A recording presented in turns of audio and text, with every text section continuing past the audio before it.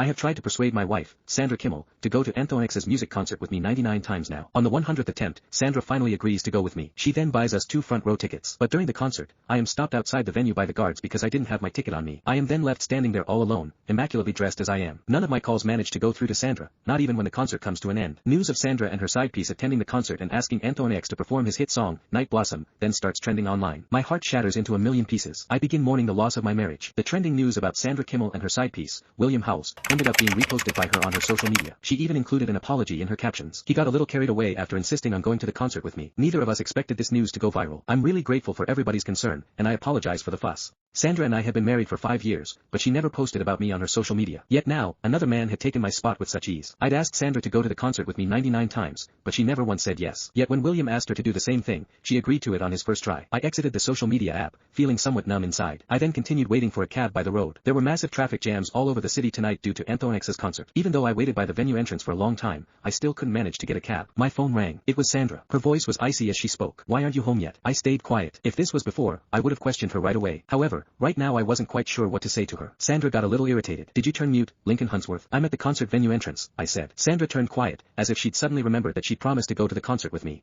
I just hadn't expected that she'd use the tickets to go to the concert with William instead. "Wait for me in the parking lot. I'll come and take you home," Sandra said. I didn't really trust her, but I didn't want to get a cab either. Rain was starting to pour heavily, causing a citywide power blackout. I stood in the parking lot, trying to shield myself from the pouring rain. I looked utterly disheveled. It was utterly dark, save for the light coming from my phone. However, the battery would only last for 2 hours. Sandra didn't contact me anymore after the call, not even when my phone finally died. I did swipe to William's social media profile. There, I saw that he had made a new post. "Even when the power goes out, and the entire city falls to darkness, you still remain my shining beacon in the night." That was William's caption. The posted photo depicted Sandra's side profile. Her hands were on the steering wheel. I smiled, feeling a little relieved. Perhaps this was for the best. While I stood at the venue entrance until the concert came to an end, Sandra was keeping William company. I had spent the past 5 years of our marriage hoping to kindle her affection for me. However, now, that hope had finally died. I walked to the nearest hotel and booked a room. I then lay down on the bed and fell asleep quickly. The next day, I went to a law firm to work, albeit a little late. The firm's name was Kimmel Partners and had been founded by Sandra. Meanwhile, I was just one of the regular lawyers who worked there. The moment I sat down, the lawyer who worked in the cubicle adjacent to mine, Jasper Brown, turned to me with a look of admiration. "I can't believe you had the balls to skip the boss team meeting today," Jasper exclaimed. I chuckled. Sandra never cared about me or anything I did, let alone skipping a routine meeting like this one. I was always the one caring about her instead. I didn't have much work to do during the morning. After settling my work, I started drafting a divorce agreement. Sandra showed up out of the blue.